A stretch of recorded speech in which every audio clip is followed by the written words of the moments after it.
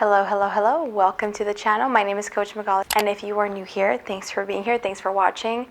Let's roast some internet TikTok advice. So as you may all know, we can find a plethora of information on TikTok about weight loss, fitness, and all sorts of things. And it's questionable sometimes, but I figured I'd pull up a few and just react to them live with you guys here. Well, not live for you, but live for me. And give you my thoughts, give you what I think about it, where I think it went wrong, or if it's great, why I agree. Let me know if you guys like videos like this so I can make more in the future, because we all know there's no shortage of videos. So let's start with the first one. I lost 10 pounds of fat in 3 days by drinking this drink. First thing in the morning, you're gonna take an entire glass of water and then add in a huge spoonful of minced garlic, the peel of a rotten banana. Drink this first thing in the morning, and remember not to believe everything you see on TikTok, and follow me if you're ready to learn the... Okay, I think she's making fun of drinks on TikTok, claiming that it gives you weight loss. At least I hope so. Let me look at the comments just to make sure. Okay, yes. She's basically going through some random ass juice recipe, and then at the end says make sure you don't believe everything on TikTok. Love that. Actually gotten a few messages from people saying, is this true, like regarding some random TikTok that claims this magical formula. So I agree 100%. Don't believe everything you see on the internet. But as for the first half of the video where I thought this was going, no, there's no drink that promotes weight loss. Sorry. Let's look at the next one.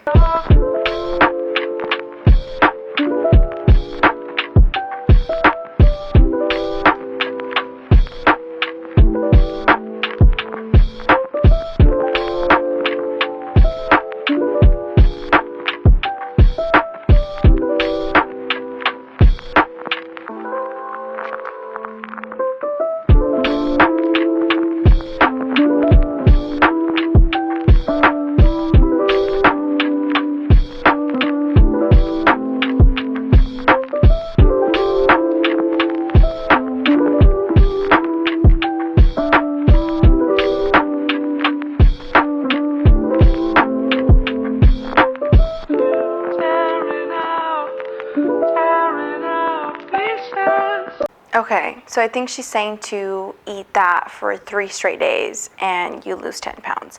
Let me get into this. Okay, this meal is water with vegetables, which if you look at calorie-wise, it's almost next to nothing. If you eat that only throughout the day for 3 days, absolutely you're gonna lose weight. It's not gonna be fat loss more than anything. It's gonna be water weight that you're losing because you're eating so much less.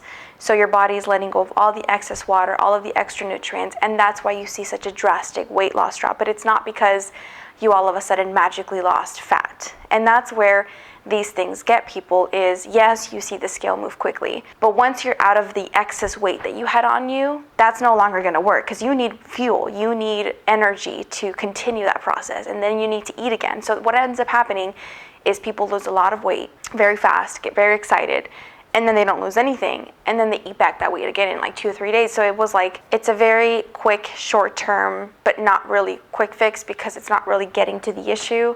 It's just you're losing a ton of water weight. Just strictly focus, eat lots of vegetables. Of course, introduce this soup into your diet. It's a great thing to eat, but it's not the only thing you should be eating. So basically, don't follow this advice. Don't just eat that soup for 3 whole days without eating anything else. It's gonna be very low nutrients. You're not gonna have enough food. You're gonna feel very tired. Yes, you'll see a lot of weight loss, but remember, it's only water weight. It's a short-term fix, and it isn't really gonna solve your problem. So let's look at the third one. Here we go. Hi, if you're calling for surgery, please press 1.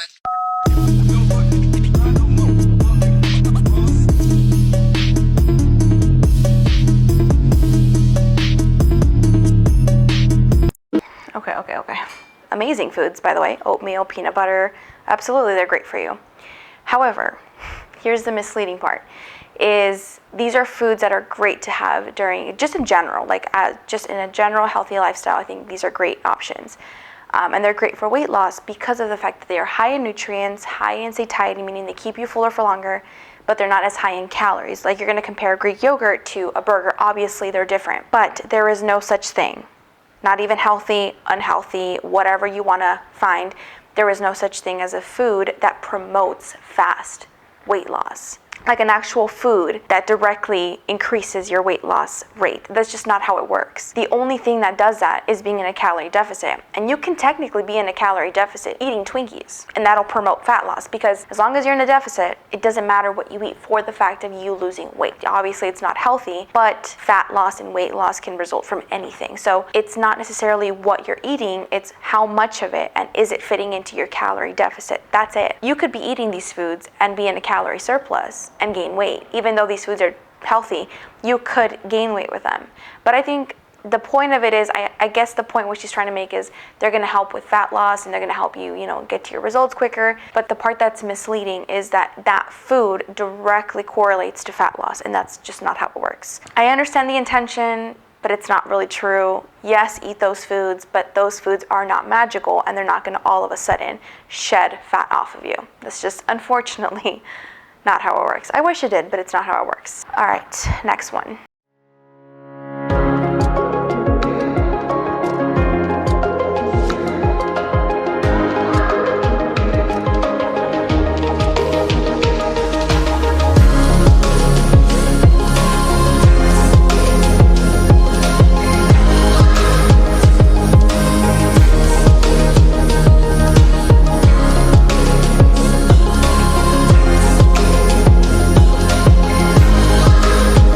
Oh no.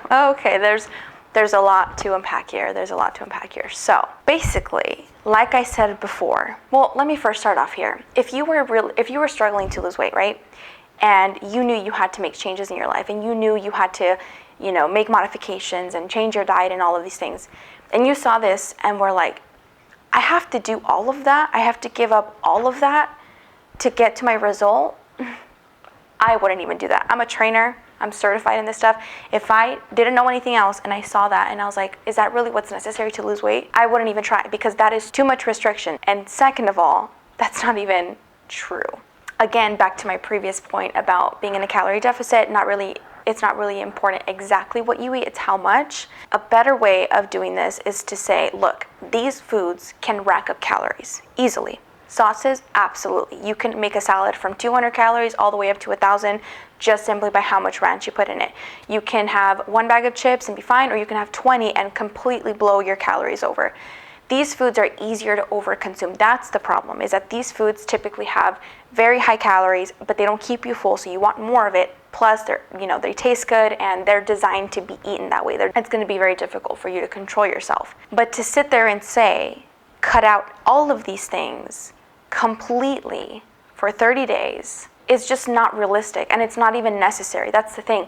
You can have the sauce, you can have the chips, you can have bread and still lose weight as long as you're in the calorie deficit. So what that looks like is, if you're eating 1,500 calories a day to lose weight, you're not going to sit there and eat 5 slices of bread on top of 5 bags of chips on top of a salad with a bunch of dressing.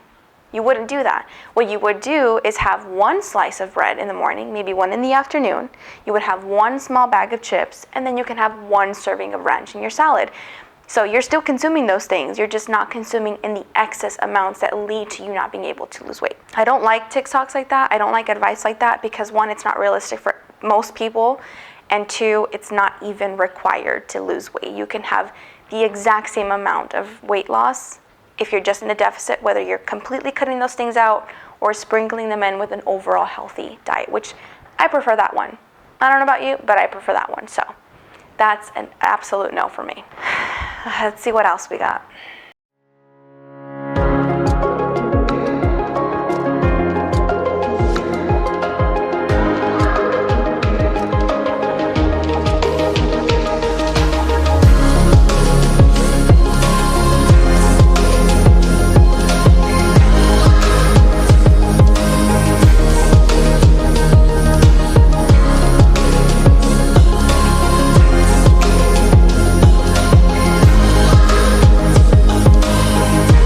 So yes, I agree with that 100%.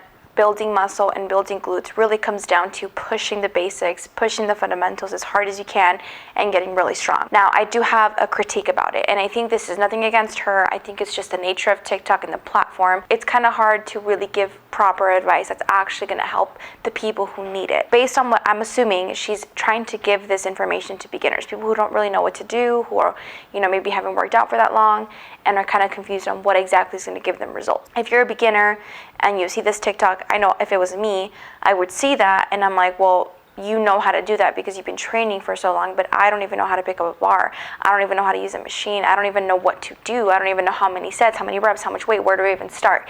And it becomes this overwhelming list of I don't know what to do.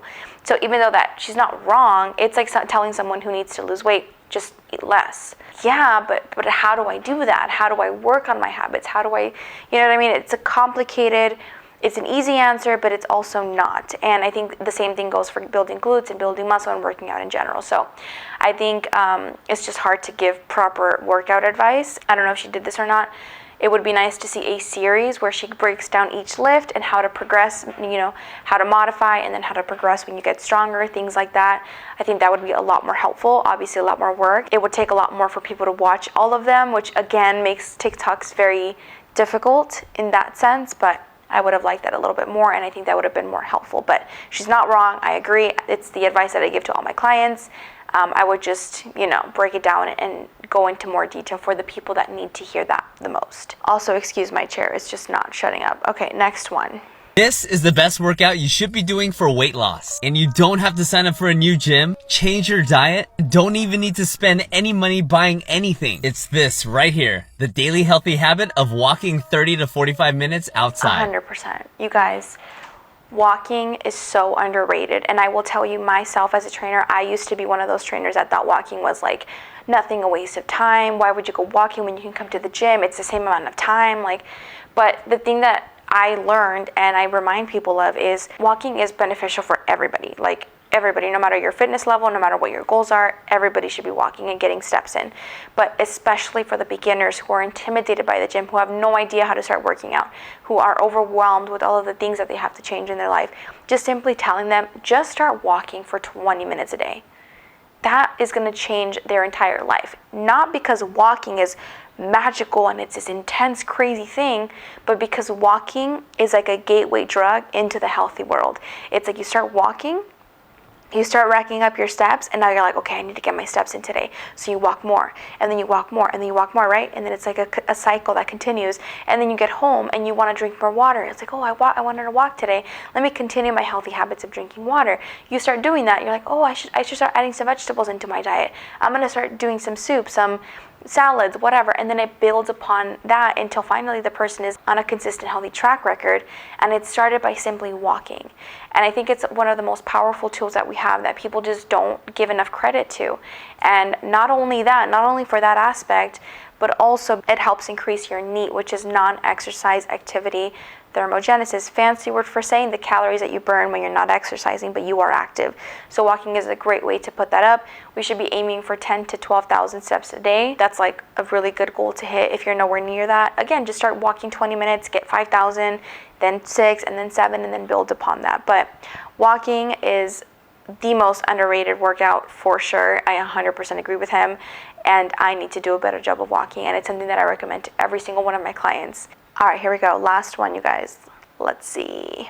This is probably going to make a lot of people very angry, but it's the truth. Exercise is not the best way to lose weight. You may have heard before that you need to burn more calories than you're eating in order to lose weight. And while that is true, it doesn't mean that you have to physically go to the gym and burn off all of these calories, because you burn calories just by being a human. If you were laying in bed in a coma, you'd be burning calories. You burn calories when you sleep. Instead of trying to burn off all these extra calories at the gym, what you need to do is build your plate so that it puts you into a calorie deficit naturally. And if you want to know how to do that, I have a free meal plan in my bio, or you can click that follow button. That didn't make me angry because it's true. But I will say this. So she's not wrong. You theoretically could burn calories when you sleep, when you're in a coma, absolutely, because your body needs to burn fuel to stay alive. If you stopped burning all calories, you would be dead. That's really the only time that you stop burning calories. However, sleeping, being in a coma, just sitting there You are burning calories, yes, but it's not a lot. What she's trying to say is you don't have to go out and work out because your body's burning all these calories. I think that anytime someone says, and this may not be her message, so again, this is what I'm just interpreting from it, only eat healthy or only work out, but not a combination of both, I think is just incomplete. Because yes, eating and being in a calorie deficit is the only way that you lose weight, and you technically could not step foot in the gym ever and still be at a healthy weight. But working out is something that you want to do to live an overall healthy lifestyle. And I'm pretty sure that's not what she meant, but I interpret it that way, so I would assume other people might interpret it that way, that you can eat healthy and you don't have to work out. And I think that that's not really true. For just simply talking about weight loss, sure, that you're not wrong, but again, weight loss is not the end of it for our healthy lifestyle. We want to be healthy, we want to be strong, we want to be energetic, we want to be at a healthy weight. Working out and eating healthy together is the ultimate power couple, and it's going to be the best thing that you do.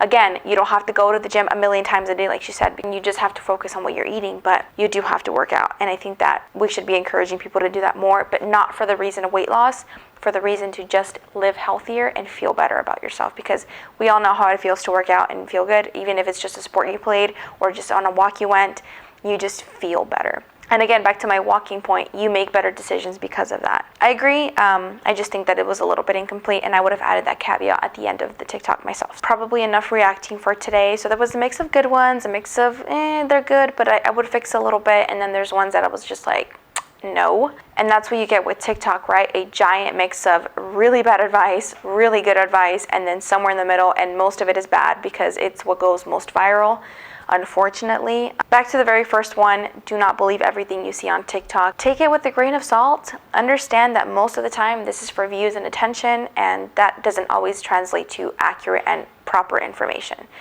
Unfortunately, again, that's just how the internet works. So I hope you guys enjoyed my reacting. I hope this was helpful. Let me know which one was your favorite or which one you were surprised by. And again, if you want more videos like this, let me know in the comments so that I can make more. There's, again, no shortage of information for me to react to, so let me know below if that's something you guys want to see. So with that all being said, thanks for watching. Again, make sure you subscribe down below, like the video as always, and I will catch you in the next one. Bye, guys.